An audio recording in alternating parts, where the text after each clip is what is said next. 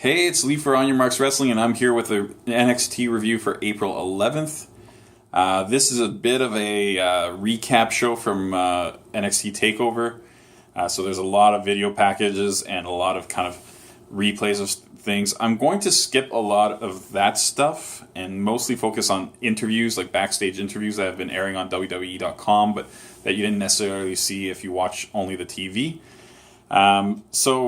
Yeah, the show starts with a replay of pretty much all the matches, and then we get into a women's match between Kairi Sane and Lacey Evans. The match starts off pretty sloppy. They're just a little bit off. It's not horrible. It's just a few spots that should have been better weren't. I wrote that I did enjoy the slingshot elbow by Lacey Evans. It always looks cool.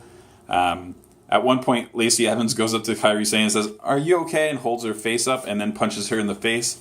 I kind of like the fake nice person stuff. Lacey Evans also hits a shoulder breaker onto Sane, and I just kept thinking, man, that move is underutilized.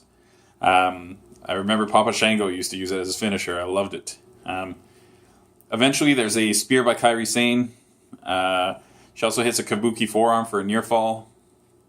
I don't know, it could be kabuki elbow, kabuki forearm. It looks like a forearm to me.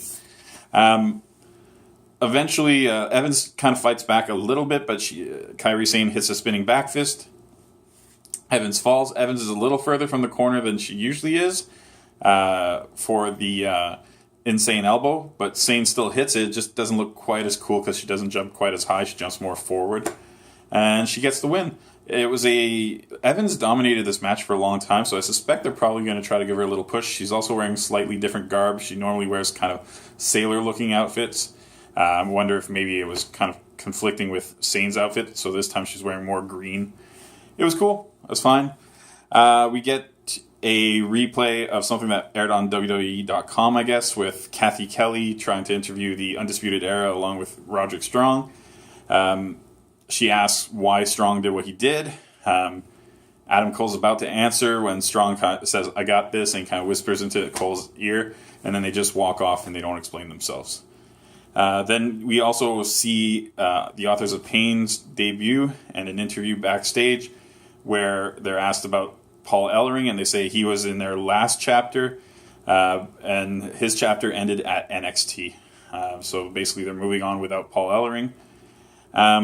Then we get a Shayna Baszler interview, which I believe did air during TakeOver, if I'm not mistaken. Maybe I just saw it somewhere else.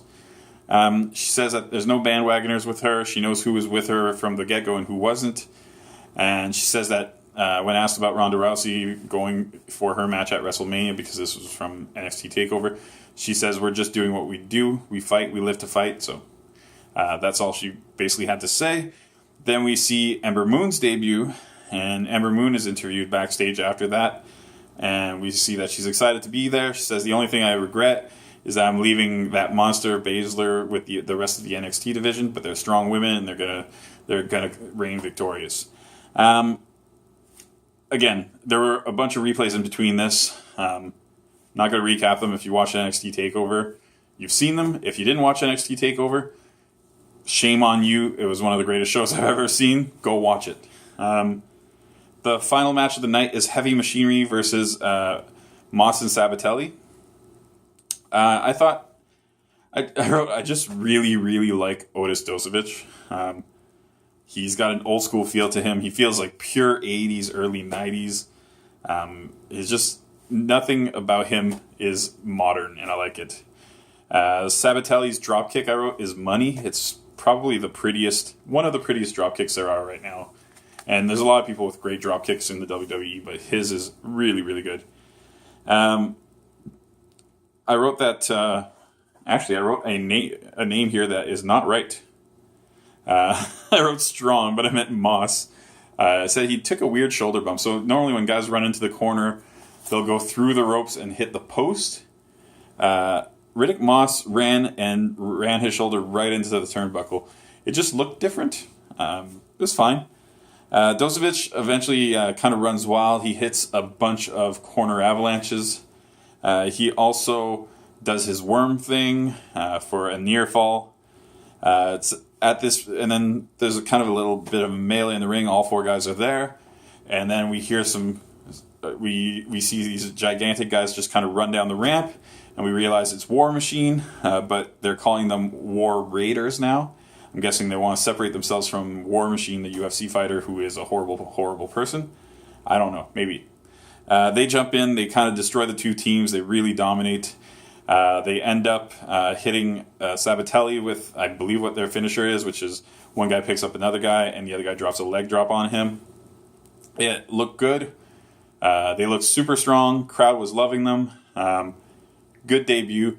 Good way to end the week for WWE. It was a week of debuts and returns, and for War Machine to show up at the end of NXT, which was kind of a filler episode. It's just a great way to kind of recap a whole week. This episode was really not much to it because it's a recap episode. I'd probably give it a 6 out of 10. The War Machine thing is cool. Everything else was kind of like, maybe Evans is being established as a kind of next level woman, not quite the top level, but second tier, because she got a lot of good run in. So there's a few things that weren't bad. Moths and Sabatini had been kind of feuding for a while. There was absolutely no hint of that in this match, which was kind of weird. So we'll see what happens with that. But yeah, that's my rating. That's NXT for this week. I believe it was filmed in New Orleans, so it's a little bit old. But yeah, it was fine. Good week for wrestling. It's kind of nice to have a 1 hour show to watch instead of a 7.5 hour long show. Yeah, I'll have an NXT review next week. Thanks for watching.